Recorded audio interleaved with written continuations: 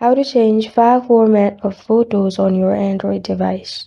Hi everyone, I'm here to assist you today. Without any delay, let's jump right in. First, open Camera app on your device. Here, click on the three dots at the top right corner of your screen. Then click on Settings. After you click on Settings, scroll down and click on High Efficiency Video.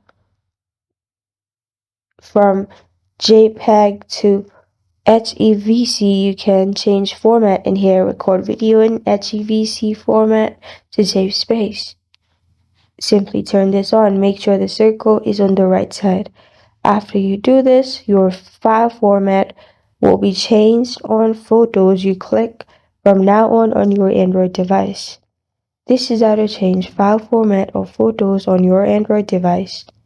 Thank you for joining me today. If this video helps you out, please leave a like and subscribe for more. Got a question or want to suggest a topic? Comment below. Thank you for watching.